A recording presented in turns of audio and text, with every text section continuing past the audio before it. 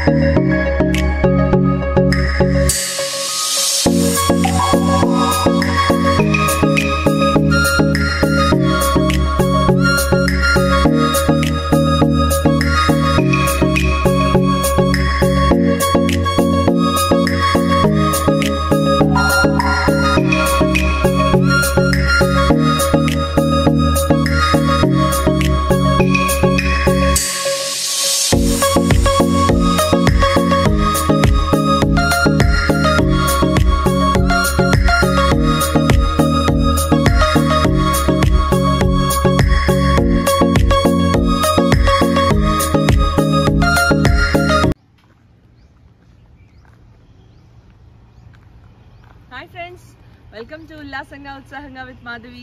ఎలా ఉన్నారు అందరూ? మీరంతా బాగుండాలని నేను కోరుకుంటున్నాను. నేను చాలా బాగున్నాను.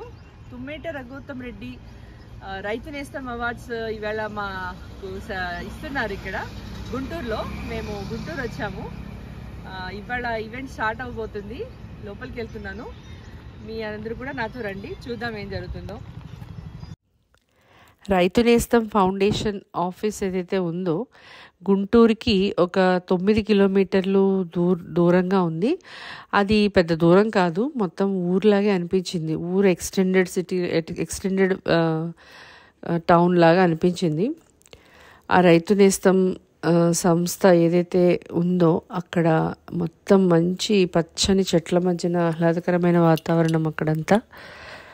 అందరూ జరగబోయే కార్యక్రమానికి సంబంధించిన పనుల్లో బిజీగా తిరుగుతున్నారు.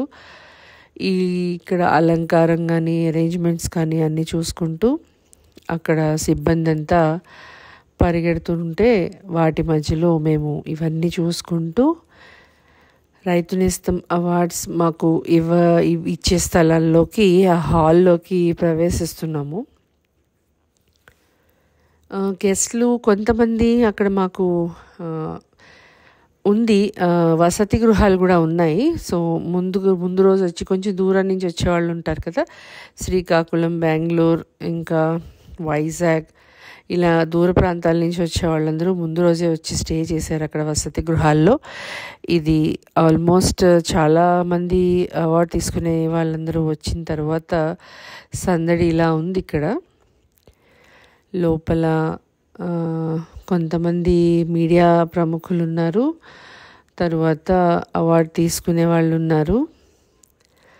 అందరూ వారి వారి స్థానాల్లో సెటిల్ అయ్యాము. ఫస్ట్ టైం నేను ఎక్స్పీరియన్స్ చేసింది ఏంటంటే, నా పేరు అలాట్ చేసి నా పేరు రాసి ఉన్న ఒక స్టిక్కర్ ఇంకొక పేపర్ మీద నా పేరు రాసి అంటించిగా ఉన్న సీట్లో కూర్చున్నా నేను. అదొక సెలబ్రిటీ ఫీలింగ్ని కలగజేసింది నాకు. చాలా బాగా అనిపించింది ఆ మూమెంట్ నాకు. ఈయన యాంకర్గా అందరికీ ఈరోజు విశేషాలు అవి చెప్తున్నారు. 23 డిసెంబర్ నాడు ఈ రైతు నేస్తం అవార్డ్స్ పురస్కారాలు ఇవ్వటాన్ని ఎందుకు పెట్టారు అన్నది, వెంకటేశ్వరరావు గారు ఎందుకు తలిచారు అన్నది ఈయన మాకు తెలియపరిచారు. మన చరణ్ సింగ్ గారని, చౌదరి చరణ్ సింగ్ గారని ఈయన రైతు. ఈయన మనకి పూర్వ ప్రధానమంత్రిగా చేశారట.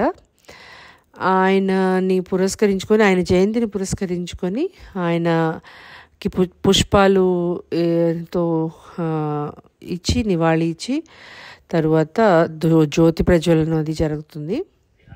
ఈనాటి కార్యక్రమానికి ముఖ్య అతిథిగా చేసిన ఆంధ్రప్రదేశ్ వ్యవసాయ శాఖ డైరెక్టర్ గౌరవనీయులు ఐఏఎస్ ఆఫీసర్ గారు ఢిల్లీరావు గారికి ధన్యవాదాలు తెలియజేసుకుంటున్నాను. మీ అందరూ కూడా, ఎందుకంటే మన వ్యవసాయానికి ఈరోజు మంత్రి గారి తర్వాత రైతు నేస్తం పాత్ర ఎంతో ఉందని గర్వంగా చెప్పారు.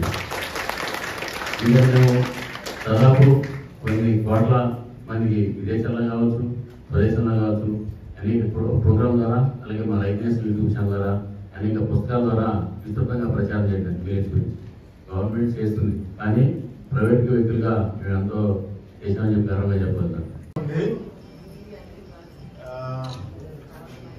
దానికి ఈ సదస్సులో నా పాత్ర ఉత్సవ విగ్రహ పాత్ర మాత్రమే. నేను దానికే పరిమితమై ఉంటాను. కాకపోతే ఈ మధ్య స్పేస్ ఫిల్లింగ్ లా ఏదో నన్ను దోశారు ఇక్కడికి. వారు వచ్చేలోపు నేను 10 నిమిషాలకు వచ్చాను. 5 ఏళ్లుగా నాకు ఎక్కడ అవకాశం వస్తే అక్కడ చెప్తూ ఉన్నాను. అంత చప్పట్లు గట్టిగా పెట్టాను. ప్రభుత్వాలకు వినబడేలాగా గట్టిగా చప్పట్లు కొట్టండి.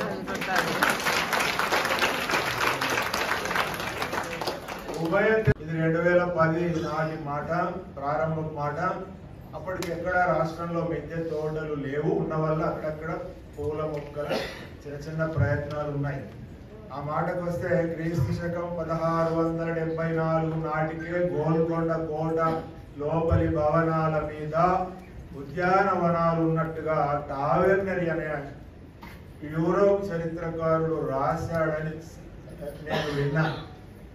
అంచేత ఈ మిద్దెల మీద మొక్కల పెంపకం పురాతన కాలం నుంచి, నగరాలు ఏర్పడి అభివృద్ధి చెందిన కాలం నుంచి పెరటి తోటలకు స్థలాలు లేక మిద్దెల మీద పూల మొక్కలు పెంచుకోవడం అయితే వందలాది సంవత్సరాల క్రితం నుంచి ఉన్నట్టు.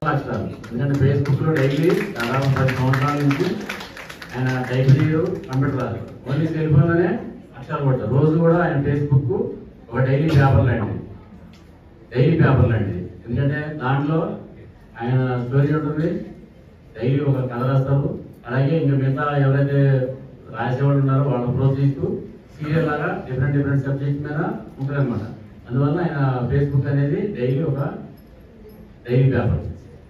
వారికి ధన్యవాదాలు తెలుపుకుంటూ ఇప్పుడు మన గౌరవ ఐఏఎస్ ఆఫీసర్ గారు, అలాగే మన వ్యవసాయ శాఖ అయినటువంటి టీఓ గారిని మాట్లాడవలసిందిగా కోరుకుంటున్నాను.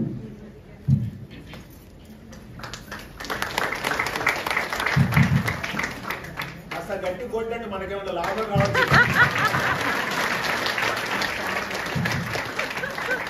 నమస్కారం. సభ అధ్యక్షులు రైతు నేస్తం వెంకటేశ్వర గారు, అదే అంటే డాక్టర్ రఘువత్తం రెడ్డి గారు, అది రైతు నేస్తం అని అంటే ఐ థింక్ ప్రశాంత్ గారు అన్నారు. ప్రశాంత్ గారు రెడ్లపల్లి మనం మర్చిపోయాము. రైతు నేస్తం వెంకటేశ్వరరావు అని చెప్పేసి ఎప్పుడో నేను 2011-12 అనుకుంటాను ఇక్కడ వస్తాను.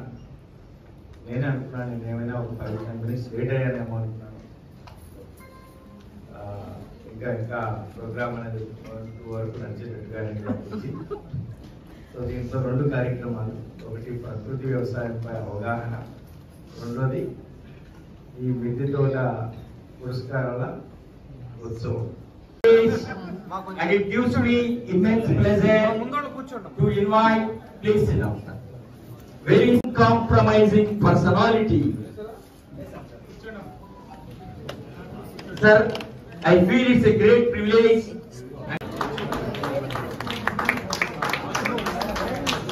నీ ఫ్రేమ్ చూసుకో, పర్నీట్ ఒక ఫోటో ఉంటే నీ ఫ్రేమ్ పెట్టుకో.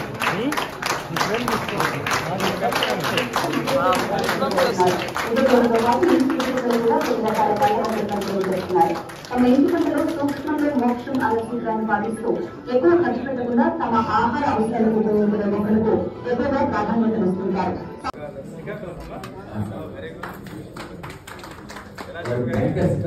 శ్రీకాకుళం నిజంగా వీరందరూ కూడా స్ఫూర్తిని అనురాధ గారికి ఇంటి పంట పెంపకంలో సుదీర్ఘ అనుభవం ఉంది.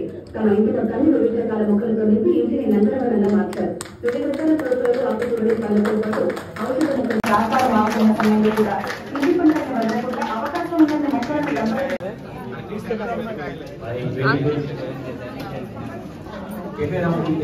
కావద్దు. వారి సన్మాన గ్రహీతలు వారు చక్కగా ఫోటోని వారి ఇంట్లో భద్రం చేసుకోవడానికి ఇంటి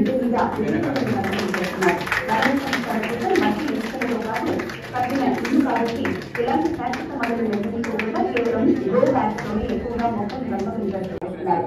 ఇండిపెండెంట్ సంబంధించిన సామాజిక మాధ్యమాలలో తన అనుభవాలను పోటీ